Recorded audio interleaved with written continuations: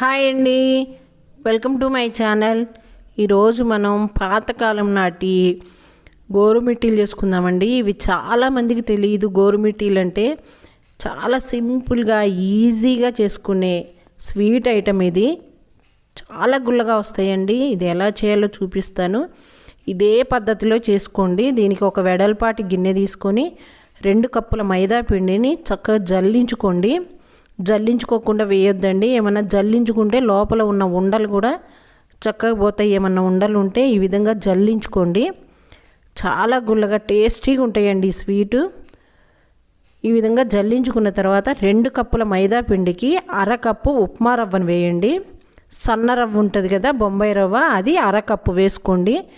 2 కప్పులకి 1/2 cup చిటికెడు salt వేసుకొని ఇది మొత్తం కలుపుకోండి. అదే 1 కప్పు వేసుకుంటే 1/2 కప్పు రవ్వ వేసుకోండి. ఈ రవ్వ వేసుకుంటే చక్కగా గుల్లగా వస్తాయండి. ఇది సాల్ట్ అన్నీ వేసిన తర్వాత ఒకసారి తిప్పేసుకొని 3 స్పూన్ల ఆయిల్ని బాగా కాచి వేడి నూనెని వేసేసుకోండి. ఈ పిండిలో వేసి ఇది వేడిగా ఉంటుంది కాబట్టి ఒక్కసారి స్పూన్ తోటి తిప్పుకోండి. పిండి అంతా ఆయిల్ కలిసేటట్లు ఒక్కసారి తిప్పేసుకొని తర్వాత చేత్తో మొత్తం పిండికి ఆయిల్ అంతా పట్టేటట్లు ఈ విధంగా కలుపుకోండి. మొత్తం కలవాలండి. చక్కగా తడి పొడిగా వస్తుంది. పట్టుకొని ఇట్లా ముద్ద చేస్తే ముద్ద అవ్వాలి. చూడండి, ఈ విధంగా ముద్ద చేస్తే ముద్ద అవ్వాలి. పిండి అయితే ముద్ద అవ్వదు కదా, ఆయిల్ కలిపిన తర్వాత ఈ విధంగా అవుతుంది. ఇట్లా కాలేదు అంటే ఇంకొక స్పూన్ ఆయిల్ వేడి చేసి వేసుకోండి. ముద్ద కాకపోతే ఇట్లా ముద్దగా అయితేనే మంచి గుల్లగా వస్తాయి గోరుమిట్టీలు. ఇప్పుడు కొంచెం వాటర్ పోసుకుంటూ చపాతీ పిండిలాగా కలుపుకోండి. గట్టిగా చపాతీ పిండిలాగా కలుపుకోండి. ఇదే విధంగా స్మూత్గా కలుపుకోండి. ఇట్లా కలుపుకొని దీన్ని ఏమి ఇంకా నానబెట్టక్కర్లేదు, వెంటనే చేసేసుకోవచ్చు. దీన్ని ఒక నిమ్మకాయ సైజ్ అంతా ఉండల్ని చేసుకోండి. ఈ పిండిని రౌండ్ ఉండలేం చేసుకోక్కర్లేదండి. ఈ సైజులో చేసుకొని మీ బాండీలో ఎన్ని పడతాయో మీ వాయికి అన్ని ఉండలు చేసుకోండి. మళ్ళీ అన్నీ చేసుకున్నా కూడా పిండి ఆరిపోతుంది. ఇట్లా ఉండలు చేసేసుకొని అన్నీ దీన్ని ఈ విధంగా 2 చేతుల మధ్యలో పెట్టి ఈ షేప్లో చేసుకోండి. చేసుకొని దీన్ని గోరుతోటి ఇట్లా ఒత్తండి మధ్యలో. చూడండి, ఈ విధంగా లైన్గా ఒత్తుకుంటే చక్కగా వస్తాయి. ఈ విధంగా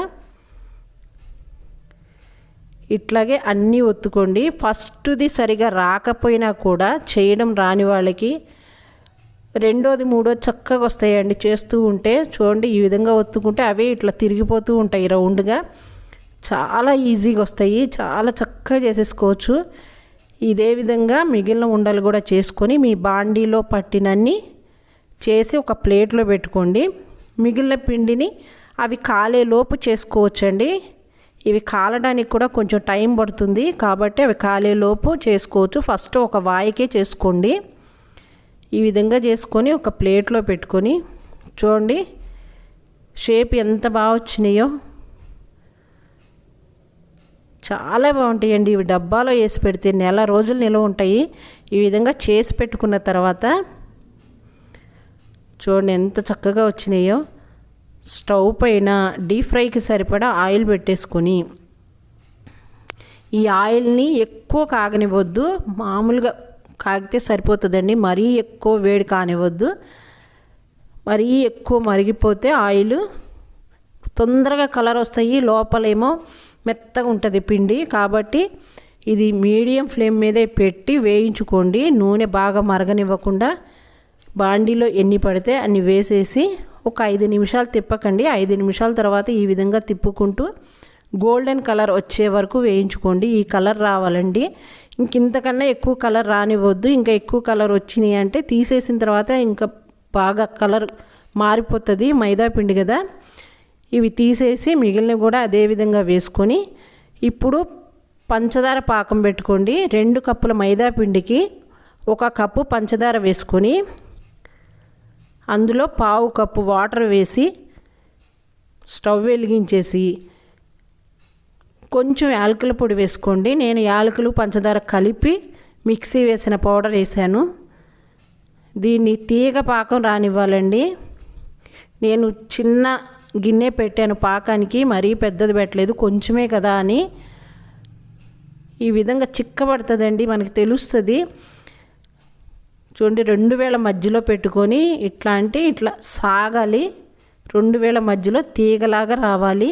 మీకు ఈ విధంగా అర్థం కాలేదు అంటే ఒక ప్లేట్లో వాటర్ పోసుకొని అందులో కొంచెం వేసి చూస్తే ఇట్లా తీగలాగా వస్తుందండి పాకం. చూడండి 2 వేల మధ్యలో పెట్టుకుంటే 2 వేల మధ్యలో తీగలాగా వచ్చిందంటే పాకం అయిపోయినట్లు.